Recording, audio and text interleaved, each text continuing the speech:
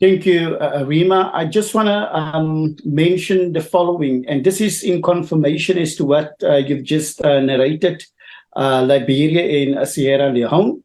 With my discussion, the discussion that I had with one of the lawyers coming from Uganda, and we all are familiar that Uganda is standing very firm with the non-sexualization of the children or even of their society, LGBTQ. And when I've mentioned to him that I have seen that the IFM has taken away any possibility of future loans to Uganda, he looked me straight in the eye and he said, you know what, but we don't care. We are going to stand firm in what we believe, that when it comes to the family, we must protect the family based on African customary values. And even if they don't want to give us any loans, we will get alternatives. And that is what I've read as well, also what the president said. The president said, oh, well, we don't care. We are a sovereign nation. We are not going to bow down to the sexualization and narrative of LGBTQ narrative. And if you feel like you don't want to give us any loans, IMF, we will definitely get other alternatives in order then to sustain ourselves. And I think that is the kind of mindset that is now rising within the African continent, where the generation realize that the only way for them, and that is the powers that's not supposed to have power over the African countries itself, is only by means of finances. And whenever you go and you do something that is in opposition to what they tell you to do, then obviously the first thing that they will do will be that we're going to take away your finances. So generations of Africans are now realizing that is the playbook, and it has been a playbook that has been in existence for eons of years. And also with that said, that is whereby Africa has got quite a lot of hope when it comes to BRICS, in order then that we can break free from that financial dominance to which we have been subjugated for all these years, and which has hampered then our liberation at the end of the day. One of the big things currently happening on the African continent is where we are talking about the African Continental Free Trade Agreement, consisting of 54 countries, where African countries are now coming together and they say, but why do we have to, when we have to trade with one another, why do we have to use the dollar? Why is it then not that we can use our own local currency? And that was one of the discussions we had in the conference. And from the sentiment as to what I could pick up is that lawyers are now at Edom to say that when we want to make that a reality on the African continent, when it comes to free trade, when it comes to the development of Africa, we're going to have to start taking the reins into our own hands. We're going to have to actually start respecting our sovereignty. We're going to have to start respecting our respective monetary currency itself. And that is all dependent on us to ensure that Africa can then become developed. And there is within a couple of years where we will no longer be talking about a developing or a poor African continent, but a developed African continent itself. So there is hope, Rima. I'm optimistic. I am positive, and I will definitely take up your offer when it comes to making yourself available so that you can speak and then talk about this all-important aspect of sovereignty, because that's the only way, when we hold on to that sovereignty and we do not give it up, that we will be able then to survive for generations to come as humanity. Thank you. I have two thoughts to what you've said, Dexter. The first is that this is tremendously hopeful tremendously exciting. And I'm thinking, okay, how do I move to Uganda? But this is important at a level that cannot be overstated and very, very exciting, unless it's subverted, of course, by the other side, and we can't let that happen. The other thing is that every country in Africa has signed on, like every country in the world, without exception, has signed on to Agenda 2030, Agenda 21, which is now Agenda 2030. The very first thing that each country, I would think, needs to do is immediately halt the comprehensive sexualization education in every one of its schools. None of our children will be propagandized in this way. Done. Finished. No. That's the first thing that has to be done on a tactical level.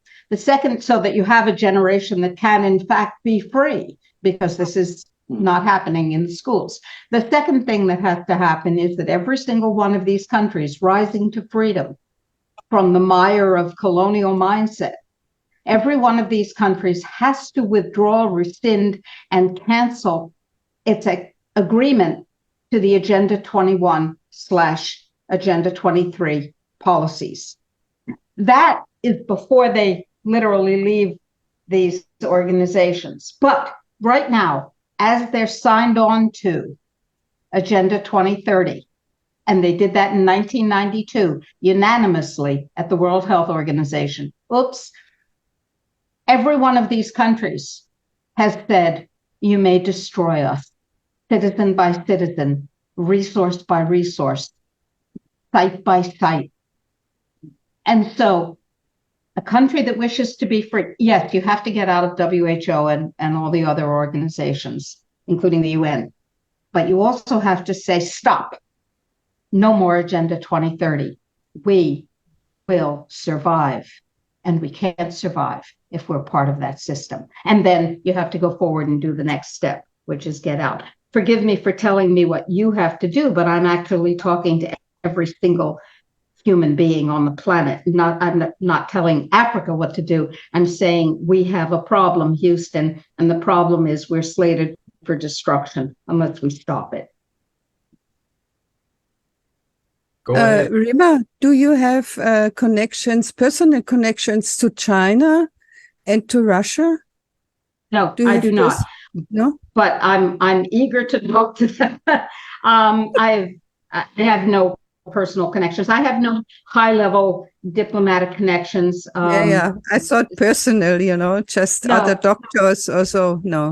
No, because I mean, would trust you, if you then say something, because one cannot trust everybody, even if they say, I know somebody, it's very difficult to decide whom you can trust and believe what they're saying. Yeah.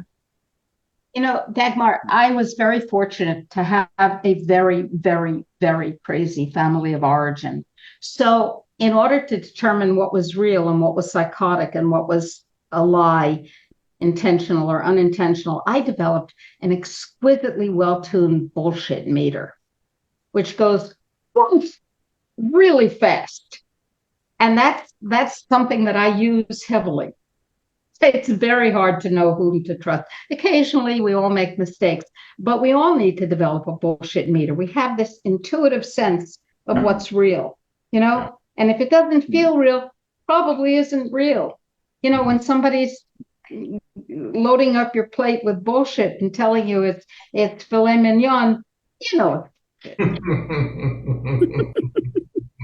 We will take a closer look into China and Russia. My gut feeling says it's, especially in Russia, I don't know enough about China, the people are great people. Most of those who I have met in person, very nice, well-educated, have great manners, very friendly. It's the leadership. Yeah. It's the leadership that we have to take a closer look at. And then maybe a country where that isn't true. Yeah, true. You're absolutely right. Yeah. Yeah. We'll find out. But Rima, I also was shocked because I'm critical since about 50 years about the state, you know. I was on my first demonstration in 66 about against the Vietnam War. And since then I'm watching everything very critical. But now I had to realize that I did believe some narratives, like about the climate. I did believe until 2 years ago, until Carrie Mullis got me out of it, you know, with one sentence. Or I didn't see the criminal function of the UN or the WHO. I didn't see it until short, yeah. Also, I was very critical, yeah. And I was really shocked about that, yeah. Now, they have more money than God, and they have endless, brilliant minds developing magnificent propaganda. They're really good at what they do, and they have had all the time in the world to develop their deceit and to develop, and they are not restrained by any compunctions of honesty or morality or ethical behavior. So, you know, it's been a perfect storm. They take the language, this is very important. They take the language and they invert it, they jargonize it, they talk about sustainability. Well, when I think about sustainability, I think about blue skies and little puffy white clouds and green fields and cows lowing softly in the distance. And I think, oh yeah, I'm far in favor of sustainability. I like that. And that means we go on and on as a human species in harmony with the other species. And you can hear the violins playing softly in the background and children are dancing around the tree over there. That is jargon. They take the word and they invert its meaning, devilishly, if you like.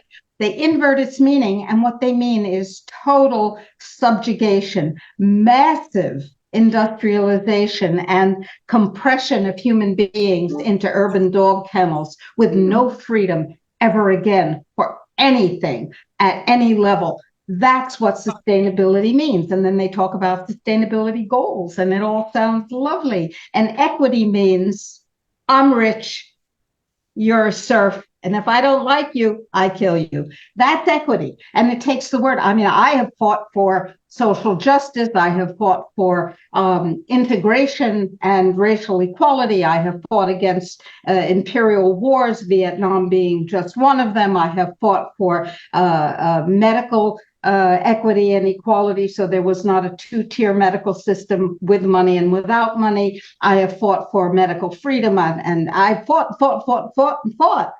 And every one of those concepts has been taken and inverted and turned into hell.